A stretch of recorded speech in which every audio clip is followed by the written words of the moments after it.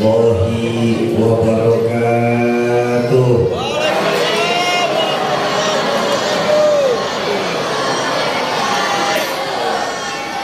Alhamdulillahilladzi wa kafa, wassalatu wassalamu ala sayyidina Muhammadin al-Mustafa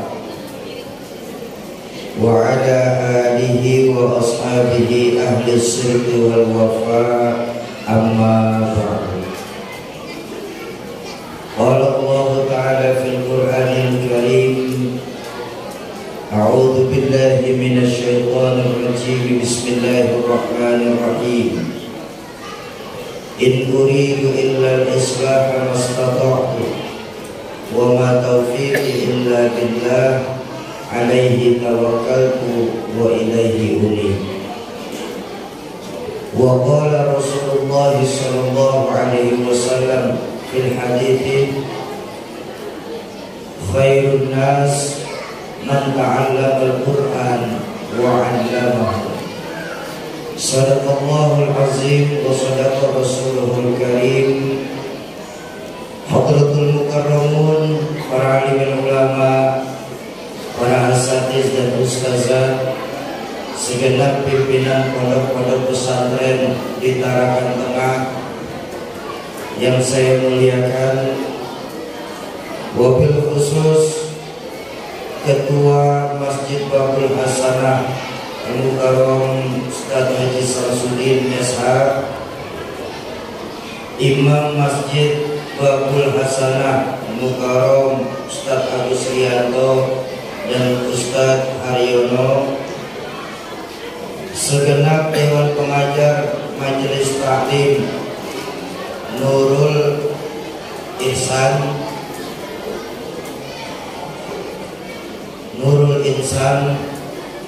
Sohibul Wasilah kedatangan kami di Masjid Babul Hasanah Al-Mukarram Ustaz Kamal dan Ustaz Zul. Semoga Allah tetapkan iman dan Islamnya guru-guru kita dalam menjaga semangat agama di Tarakan Tengah tercinta kita ini.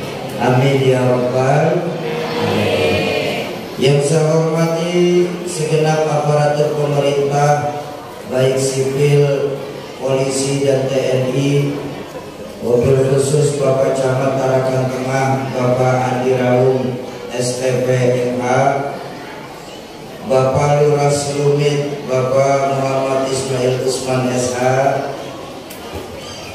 LPM Kelurahan Selumit Pak Saifullah SE, Ketua Panitia Peringatan Maulid Masjid Babul Hasanah Abang Abdul Hamid, keluarga besar Majelis Taklim Nurul Insan, ibu-ibu dan adik-adik saya Habsyi Nurul Insan, tim perjalanan safari dakwah pengumpulan wakaf Al-Quran Komunitas Riau Indonesia Mengaji, Bang Hendri, Bang Haji dan kawan-kawan, bapak-bapak dan ibu-ibu jamaah Masjid Babul Hasanah, para calon penghuni surganya Allah yang dicintai Allah Subhanahu wa Ta'ala. Alhamdulillah, malam hari ini kita masih dikasih kesempatan nikmat sama Allah duduk di dalam majelis ilmu dalam peringatan Maulid Baginda Rasul sekaligus pengumpulan para puwakaf Al-Quran. Bapak Ibu, kelahiran Baginda Rasulullah Sallallahu Alaihi Wasallam adalah untuk seluruh alam. Lailatul Qadar Allah turunkan hanya untuk umat Islam saja. Tapi ketika Maulid kelahiran Baginda Rasul, Allah berikan Baginda Rasul ini sebagai rahmatan lil alamin. Makanya apa sih yang bisa kita contoh dari Baginda Nabi?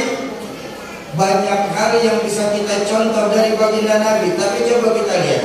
Pertama, Baginda Nabi itu kan seorang manusia biasa sama kayak kita. Betul-betul. Beliau itu bukan keturunan dari Superman. Beliau juga bukan setengah manusia, setengah malaikat. Beliau mutlak seorang manusia biasa sama kayak kita. Maaf. Kalau umpama ada ajaran manusia disuruh mencontoh manusia, ini kan ajaran yang paling masuk akal. Betul? Coba bayangkan bagaimana ketika Allah menyuruh kita mencontoh malaikat. Nggak akan pernah bisa. Bagaimana bisa kita manusia disuruh mencontoh malaikat? Rasnya saja sudah berbeda. Nggak perlu makan malaikat, nggak perlu minum, nggak perlu tidur, nggak perlu uang. Susah nyontohnya. Baginda Nabi seorang manusia biasa sama kayak kita. Oh, dalam Al-Quran saja baginda Nabi diperintahkan oleh Allah, qul innama ana basyarun mithlukum. Katakan kepada mereka, hai Muhammad, bahwa engkau manusia sama seperti mereka. Terima kasih. Kita ditarakan ini manusia biasa kan? Manusia bukan? Ya kali aja Pak, ada yang setengah manusia. Sebagai manusia biasa, kita perlu tidur atau tidak? Tidur. Baginda Nabi pun seorang manusia biasa, beliau pun perlu tidur. Tapi maaf Bu, tidurnya Nabi tidur mata saja. Hatinya nggak pernah tidur. Kenapa? Tidur Nabi. Bahwa baginda Nabi seorang manusia biasa, sama kayak kita. Tapi ingat, walaupun manusia biasa, dalam segala hal baginda Nabi merupakan rahmatan lil alamin. Lalu apa misi baginda Nabi dalam menyebarkan jalan diutus Allah ke dunia ini? Apa sih misi baginda Nabi diutus ke dunia ini? Dua. Pertama, misi baginda Nabi diutus ke dunia ini adalah untuk mengembalikan nilai-nilai keimanan kita kepada Allah Subhanahu yang memang sangat kita rasakan bahwa belakangan ini nilai keimanan kita sama Allah sudah mulai lentur, bahkan luntur adanya. Lentur bahkan luntur. Makanya ketika Imam Hasan Al-Basri mengingatkan, apa sih yang menyebabkan hati kita mati sampai doa kita belum dijawab sama Allah?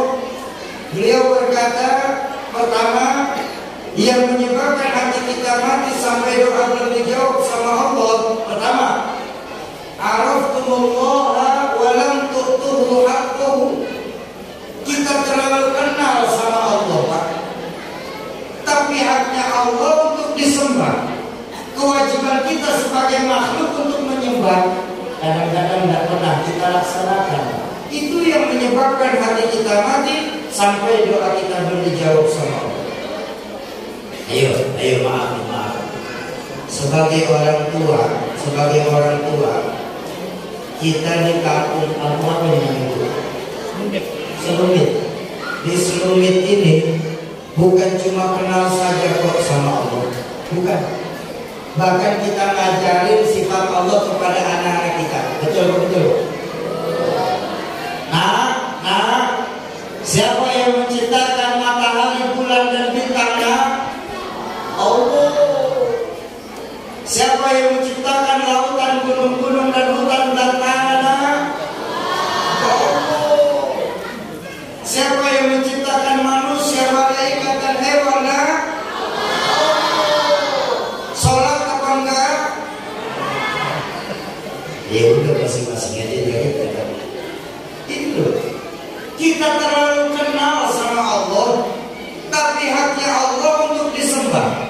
Kewajiban kita sebagai makhluk untuk menyembah kadang-kadang nggak pernah kita laksanakan. Baginda Nabi mengembalikan lagi nilai-nilai keimanan kepada Allah. Lewat apa? Lewat kalimat syahadat. Asyhadu an la ilaha illallah wa asyhadu anna Muhammadar Rasulullah. Saya bersaksi tiada Tuhan selain Allah dan saya bersaksi kecuali Nabi Muhammad. Tiada nabi lain selain Nabi Muhammad. Mengajarkan disiplin keyakinan. Betapa kita sekarang ini nilai keimanan kita sama Allah lentur adanya. Maaf. Betapa sekarang ini saya yakin di seluruh ini yang namanya syirik janji, syirik terang-terangan, insya Allah udah gak bakal ada.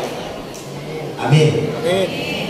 Nyembah pohon besar nggak akan ada lagi ya Pak ya. Memang pohonnya sudah habis. Habis sudah pohon. Nyembah berhala insya Allah udah gak akan ada. Tapi yang sering kita kena di seluruh ini apa? Syirik khufi. Syirik yang samar-samar, mempercayai selain Allah. Cincin kita jadiin asbab. Oh, saya semenjak pakai cincin ini disoki cincin. Jangankan anak perawat, nenek-nenek lihat saya lemas soki. Cincin. Saya semenjak miara perkutut, kita jadiin sebab. Saya semenjak miara perkutut, soki rezeki saya luar biasa waktu itu. Perkutut kita jadiin sebab. Padahal saya ulang, syahadat mengajarkan kepada kita, kalau kita yakin tiada Tuhan selain Allah, maka konsekuensi kita nggak boleh nyembah kecuali hanya kepada Allah.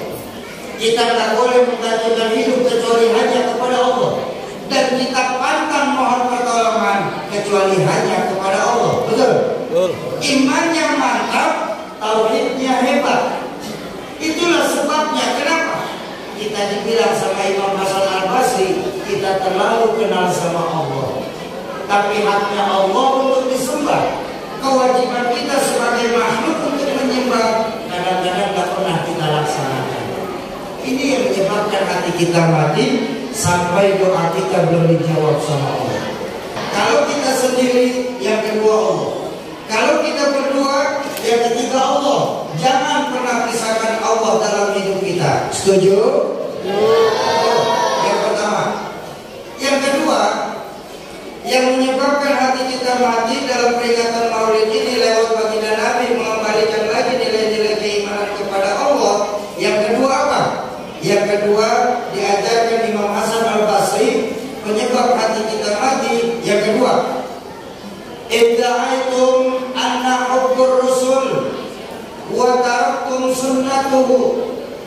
Kita ngomong semua yang ada di babul hasanah ini cinta sama Nabi, tapi kita seringkali mengingkari sunnah-sunnahnya.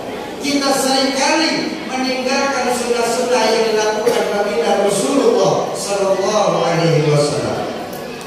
Bapak Ibu, saya ingin tanya, bolehkah saya tanya? Boleh. Boleh saya tanya? Boleh. Kita semua yang hadir malam hari ini di babul hasanah, cinta nggak sama baginda Nabi? Cinta. 40 orang. Ini kan lebih dari 40 orang ini. Cinta nggak sama baginda Nabi? Cinta. Tempat yang bapak, ibu, abang dan adik dudukin ini nanti akan bersaksi di hadapan Allah bahwa kita semua yang hadir cinta sama baginda Nabi. Amin. Amin ya rabbal alamin. Cuma saya mau bilang, orang cinta nggak bisa sembarang bilang cinta. Orang cinta itu biasanya diiringi dengan tanda-tanda orang bercinta. Ada berapa tanda orang bercinta? Minimal 2. Pertama, orang cinta itu biasanya banyak menyebut. Betul? Betul. Orang cinta banyak menyebut. Bapak Ibu cinta sama Presiden Indonesia, maka pasti yang diucapin adalah Presiden Indonesia. Betul? Kenapa? Cinta. Adik-adik saya yang laki-laki lagi cinta sama sepeda motor, maka yang diucapkan ya motor terus, Pak. Enggak pagi, siang, malam, kantor. Kenapa? Cinta.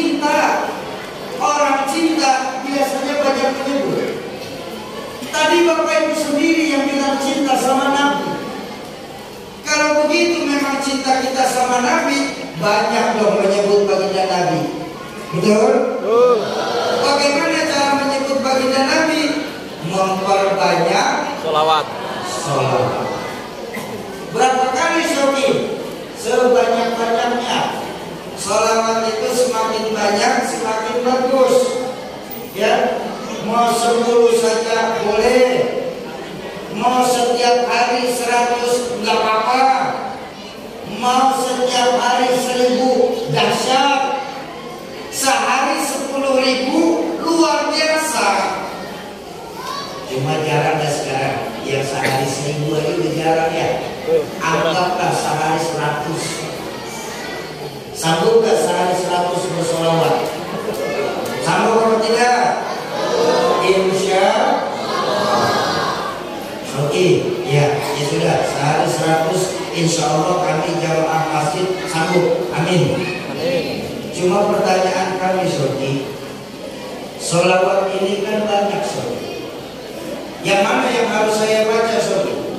Saya khawatir nih ada beberapa saudara-saudara kita nih membid'ahkan solawat. Saya berani bilang begini Bu, tidak ada satu solawat pun yang bid'ah. Memang tidak ada Soki. Ini kata saudara-saudara kita yang menurut mereka mungkin ada, tapi buat saya tidak ada. Kenapa? Karena yang saya tahu dalam kitab yang dikarang oleh Habib Abdullah bin Alawi Al-Haddad, Shahihur Ratib, beliau menjelaskan dalam kitab tersebut seluruh sholawat yang ada di dunia ini sudah dibacakan langsung di hadapan baginda Nabi. Dan baginda Nabi menerima semua sholawat yang ada di dunia ini. Cuma ada cumanya. Jangan kita pikirkan bagaimana Sofi membaca sholawat di hadapan Nabi, kan Nabinya sudah tidak ada. Nah, ini yang perlu kita pahami. Begini, ketika seseorang itu sudah dekat dengan Tuhannya, maka ruang dan waktu sudah tidak menjadi masalah bagi mereka. Ini yang kalau di para anbiya disebut mukjizat. Di para wali-wali Allah disebut karomat. Kita manusia biasa juga Allah kasih tuh Pak keistimewaan seperti itu. Tapi bukan mukjizat, bukan karomat namanya. Apa? Makunah. Orang cinta banyak. Kalau kita memang benar cinta sama Nabi, ayo kita banyak menyebut baginda. Lalu yang kedua, tanda orang bercinta itu kan biasanya nyontoh. Betul-betul. Orang cinta biasanya nyontoh. Tadi Bapak Ibu sendiri yang berkata cinta sama baginda Nabi. Dan ini benar-benar karena baginda Nabi seorang manusia biasa sama kayak kita. Apapun yang baginda lakukan, kita kan bisa lakukan. Betul. Tadi Bapak Ibu sendiri yang berkata cinta sama Nabi, contoh dan baginda Nabi. Bagaimana cara mencontoh baginda Nabi? Menghidupkan kembali sunnah-sunnahnya, baik sunnah yang bersifat ibadah, lebih-lebih sunnah yang bersifat muamalah. Baginda Nabi mengajarkan dalam hadis, Iqra'ul Quran fa innahu ya'ti yaumal qiyamah syafi'an li ashabi. Baca itu Al-Quran Bapak Ibu. Semua Al-Quran yang kita baca nanti akan datang memberikan pertolongan bagi para sahabat-sahabat Al-Quran. Sahabat Al-Quran bukan cuma satu, tapi ada 3. Dan 3 ini malam hari ini kita bisa mencakup segalanya. Pertama, sahabat Al-Quran itu mantali Al-Quran. Mereka yang gemar membaca Al-Quran. Bapak Ibu, saya minta maaf. Sekali lagi saya bilang, walaupun saya tidak yakin, keyakinan saya insya Allah jamaah Babul Hasanah sudah lancar membaca Al-Quran. Amin. Tapi ketika ada di antara kita ternyata malam hari ini masih ada yang membaca Al-Qurannya secara berpatah-patah. Ketika Al-Quran yang kita wakafkan malam hari ini dibaca dengan lancar oleh para pembaca-pembaca Al-Qurannya, maka nama kita di hadapan Allah akan dikenal sebagai para pembaca Al-Quran. Kok bisa begitu Syafi? Karena orang yang membantu orang lain dalam melakukan kebaikan, pahalanya sama seperti orang yang melakukan kebaikan itu sendiri. Itu yang pertama. Yang kedua, siapa sahabat Al-Quran Syafi? Yang kedua, sahabat Al-Quran man hifzul Quran, mereka yang mampu menghafal dan menjaga hafalan Al-Quran. Bapak Ibu, saya minta maaf, mungkin saja ini mungkin ya, di usia kita yang sekarang ini menghafal Al-Quran bukan lagi sesuatu yang mudah. Betul. Tapi ketika memang rezeki kita dari sekian banyak Al-Quran yang kita wakafkan malam hari ini, salah satunya dijadikan sarana oleh para santri untuk menghafal Al-Qurannya, maka nama kita di hadapan Allah akan dikenal sebagai para keluarga Allah. Siapa keluarga Allah? Yang mampu menghafal dan menjaga hafalan Al-Qurannya. Dan yang ketiga, sahabat Al-Quran siapa? Man uhiyal Quran, mereka yang mau menghidupkan kembali Al-Quran di tengah-tengah masyarakatnya. Ayo Bapak Ibu, dengan Bapak Ibu berpartisipasi wakaf Al-Quran ini, Bapak Ibu mempunyai andil dalam rangka menghidupkan kembali Al-Quran umumnya di Indonesia tercinta kita ini. Ayo Bapak Ibu sekalian.